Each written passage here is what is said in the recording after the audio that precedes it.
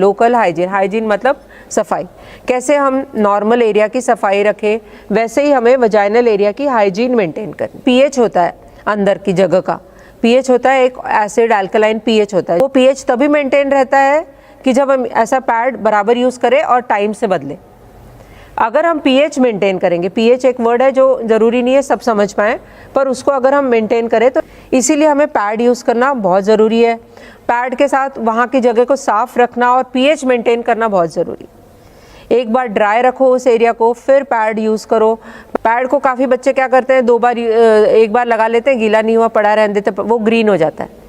उसमें और अलग तरह के कीटाणु होते हैं जो वहाँ की स्किन को ख़राब कर देते हैं। सबसे सेंसिटिव स्किन होती है हमारे वजाइना के एरिया की, सबसे सेंसिटिव। वहाँ साबुन भी बहुत तेज़ नहीं चाहिए, पानी भी बहुत गर्म नहीं होना चाहिए, बिल्कुल मिनिमल वॉश करके उसका पीएच यूज़ करना चाहिए।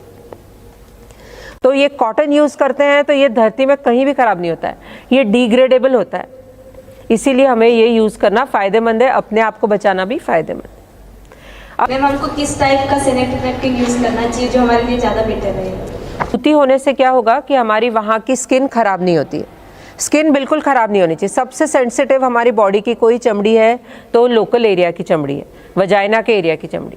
वो ख़राब हुई तो बहुत जल्दी वहाँ फंगस लगता है, बहुत जल्दी दूसरे इन्फेक्शंस हो जाते हैं। इंटीमेट एरिया में अपने कैसे यूज, साबुन ही करें तो कैसे क्या यूज करें? इंटीमेट एरिया में अक्सर साबुन या बहुत तेज़ गर्म पानी या बहुत हार्श साबुन जिससे अपन कपड़े वपड़े धोते हैं, ऐसे साबुन कभी नहीं लगनी चाहिए। मैंने बताया ना, पीएच सबसे इंपॉर्टेंट चीज़ होती है।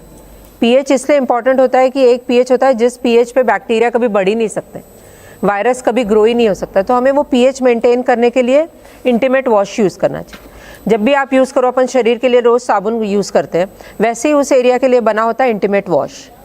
तो इंटीमेट वॉश से वो जगह का पीएच मेंटेन रहता है, फिर बीमारी की शुरुआत ही नहीं होती। इंटीमेट वॉश मिनिमम पीएच वाला होता है जो शरीर को ख़राब ना करे, ऐसा। मैडम आप बताएंगे हमें कि इंटीमेट वॉश का किस उम्र तक यूज में किया जाएगा? इंटीमेट वॉश यूज़ करने की ऐसी अलग से कोई मनाही नहीं है किसी भी उम्र में। और इसे प्रेगनेंसी महिला भी यूज़ कर सकती है या? प्रेगनेंसी महिला के लिए ये बहुत ज़रूरी है कि वो इंटीमेट वॉश यूज़ करें, क्योंकि प्रेगनेंसी में वहाँ का ब्लड सप्लाई ज़्यादा हो जाता है। वो ब्लड सप्लाई ज़्यादा होने से बहुत ज़्यादा वहाँ के एरिया में नमी हो जाती है, गीलापन तो हमेशा ही रहता है। तो इसीलिए हमें ज़रूरी है कि उन दिनों में तो अक्सर इंटीमेट वॉश करना अनिवार्य ही है, बहुत ज़रूरी है। मैम हमारे घर में ओल्ड लेडीज़ भी कपड़ा यूज़ करती है और हम भी कपड़ा यूज़ करते हैं, तो अब हम सैनिटरी, अपने को मालूम है कपड़ा कैसे सुखाना, कभी नमी वाला ही यूज़ कर लेना, कभी गंदा ही यूज़ कर लेते हैं, बहुत सारी प्रॉब्लम्स आती है। नमी हमेशा रहती है उसमें, इतना क्लीन हाइजीनिक वो हो ही नहीं सकता है, धोने के बाद वो कभी इतना साफ़ हो ही नहीं सकता है। जी भाई, हमारे भी बड़े बुजुर्ग, दादी नानी सब तो यही यूज़ कर रहे हैं, हम क्यों बदले? इतने लोगों को वो बीमारी हो चुकी है कि अब हमें हाइजीन का लेवल बढ़ाना ही पड़ेगा। हाइजीन मतलब सफाई का लेवल बढ़ाना ही पड़ेगा, अब इस बीमारी से बचना ही पड़ेगा। तो इसीलिए कपड़े से 100% बेटर होता है सैनिटरी नैपकिन।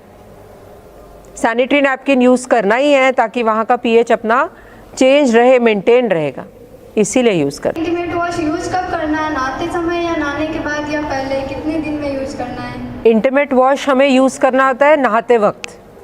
नहाते वक्त जैसे हम साबुन यूज़ कर रहे हैं उस जगह के लिए साबुन यूज़ नहीं करना है।